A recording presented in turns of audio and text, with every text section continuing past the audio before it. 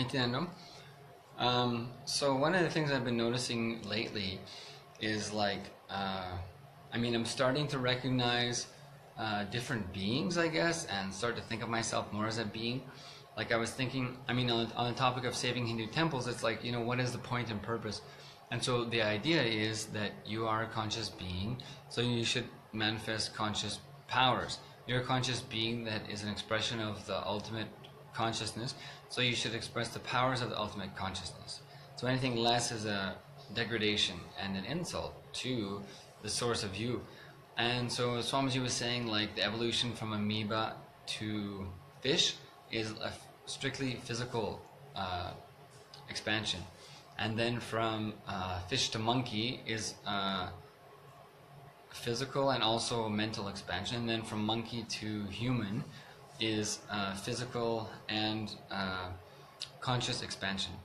So by the time it took to go from monkey to human, if say it was 1 million years, we've been sitting in this without going to the next level, having the next conscious expansion from consciousness to super consciousness for say 10 times that period we've been sitting. The transformation happened from monkey to human in like say 1 million years, and for 10 million years the human has not evolved to the next level. So it's like the monkeys had no problem evolving to the next level, but the human monkeys are like just messing things up.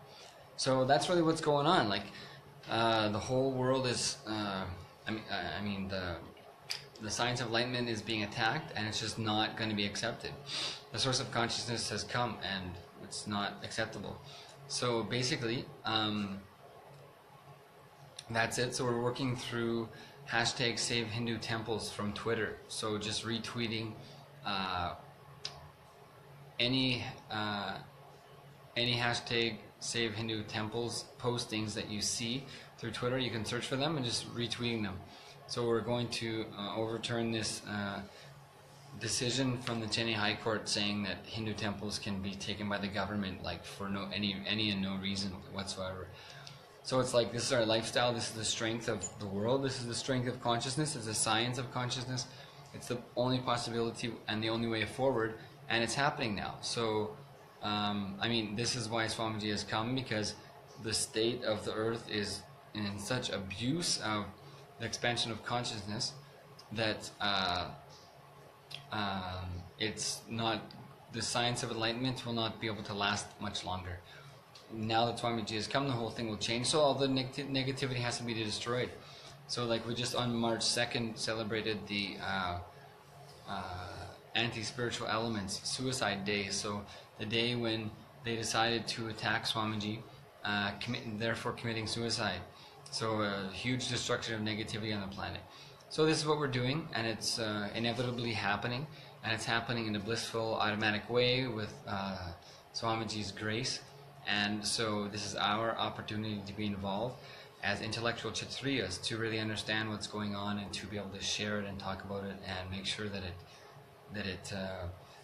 we're able to participate in its change and expedite the destruction of negativity, meaning the expansion of superconscious beings on the planet, to take the humanity to the next level, to take the consciousness to the next level, to live as superconscious beings. So beings that manifest what we want in a conscious way, simply by recognizing in our own awareness what we want and visualizing it and creating it as reality.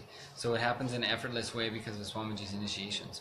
So this is basically what's going on, and so it's an opportunity for us to expand and recognize the threat of our lifestyle, that this is the only possible way forward, because we're the only tradition that recognizes and can accept any and all gods, because we give something that is directly beneficial to a conscious being. It's not dependent on anything else. Of course, if you pick up the lifestyle of enlightenment, then you're going to have more benefits, and if you in any way go against it, then your own consciousness is going to suffer.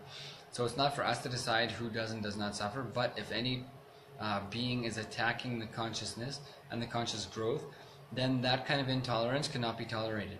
So it's our responsibility to find ways to combat that, and we're going with the intellectual Kshatriya route, so the intellectual warrior. So knowing what are all the ways that the ones who are incomplete, the ones who have incomplete understanding of Swamiji are attacking him, finding out all the ways that they're doing it and making it known to people and providing the alternative and making sure that the alternative happens.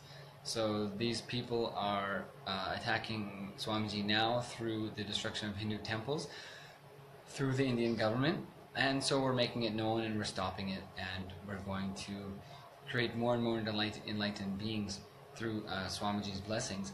And in 2020, actually, Swamiji has already proclaimed, revealed that 10,000 initiated sannyasis will be marching around India, healing people and spreading superconscious breakthrough.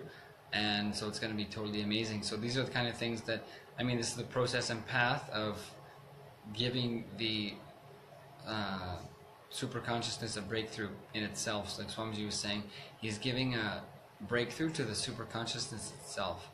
So it's kind of like a completely new dimension of expansion of superconscious awareness in the existence. So it's, I mean, beyond what we can understand, but it's, you know, it's very powerful and inspiring, and we know that he's the only one with integrity, so what he's said, happens. And so because of that, the existence continues to radiate completely through him.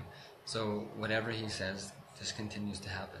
So anyway, it's just, you know, it's definitely the correct way to be, and it's so a big blessing for us.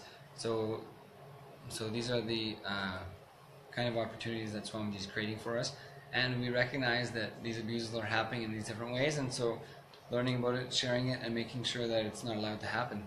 And so it's just a way that the anti-spiritual elements continue to commit suicide and destroy themselves through attacking authentic Hindus, and so it cannot be allowed anymore, and it will not be. And so, I mean, personally, so I've just started to recognize that, like, I mean, more and more myself as a spiritual being, and this is one of the things, like, Swamiji gives initiation.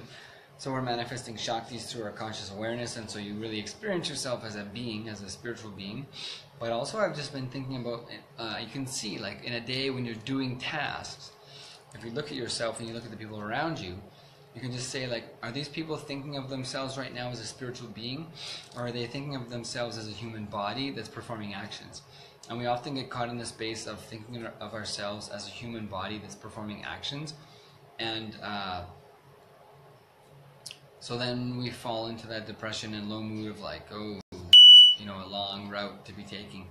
And it's like, it is, if that's the understanding that we have of ourselves. And so I've just been starting to recognize that, okay, I'm a conscious being, and these are other conscious beings that are occupying human bodies. And then, so what are the conscious beings that are doing things to attack us? And I've just started to really recognize, like, whether it's reptilians or whoever they are, it's like, yeah, so there's beings here that come with nefarious purposes, and for, you know, in whatever way they're gifted with a human body through Swamiji's grace, and then they try to destroy, you know, what Swamiji is creating on the planet. And so I've started to recognize that these are nefarious beings, that these are beings with ill intent, that they are beings that are not completely informed about Swamiji, that these are beings that are bent on recreating their suffering in others.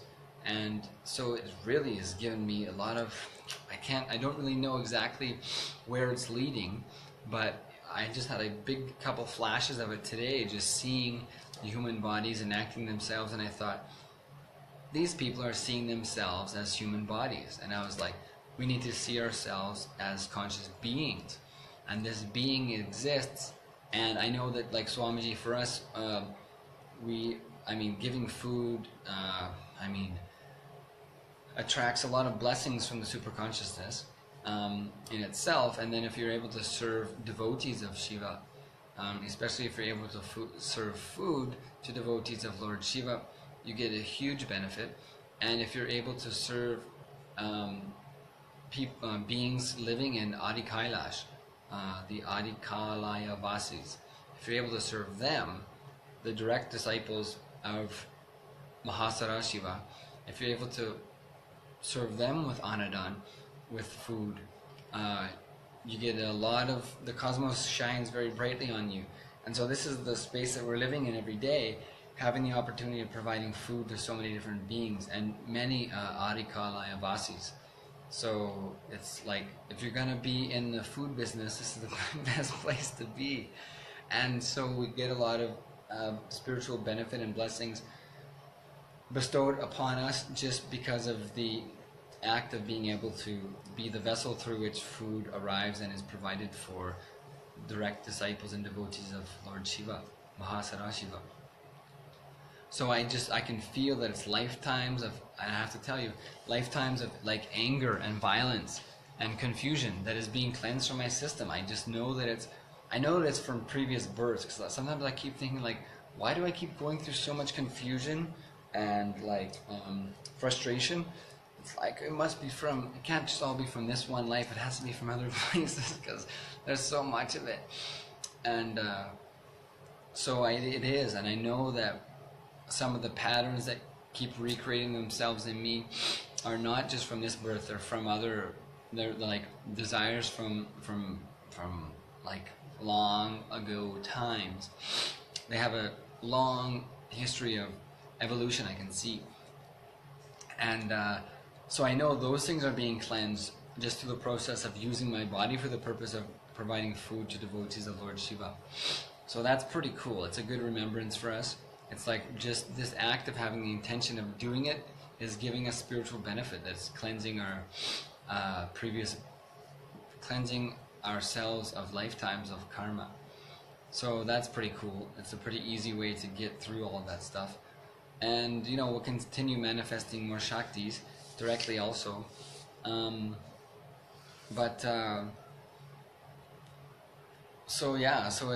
really starting to recognize us as beings, and so this being is there expressing itself through that body in that way, and there's beings who have an incomplete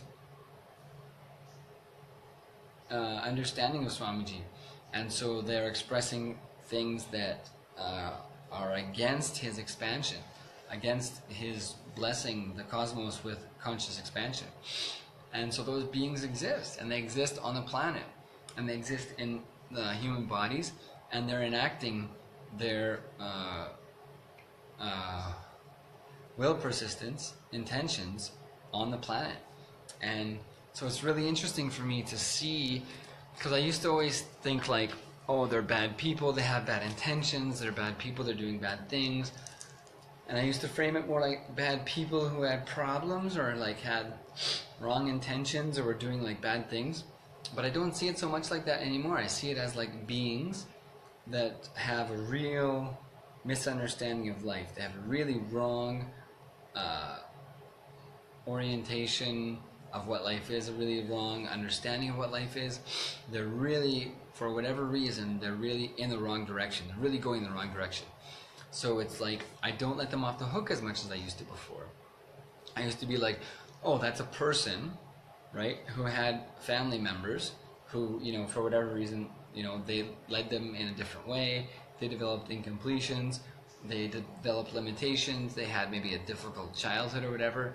And then I used to see them as more like a person that was born into this earth, and then from at that time when they grew up, then whatever influences were on them, like molded them in a way that they don't want to actually be. But I see it more now as like, no, it's a being, because it's like when there's the mother's womb will have certain qualities based on the mother's mental setup mostly, and so that can only attract a being that wants to be fulfilled by that mental setup, basically. So if you have a womb that is like set up for the enlightenment, then a being that wants like chocolate bars and not enlightenment is not going to go into that place. They're not going to be attracted by that at all. And if you have a womb that is like a lot of lust and fear, then a being that wants enlightenment is not going to even go into that small space. A being that wants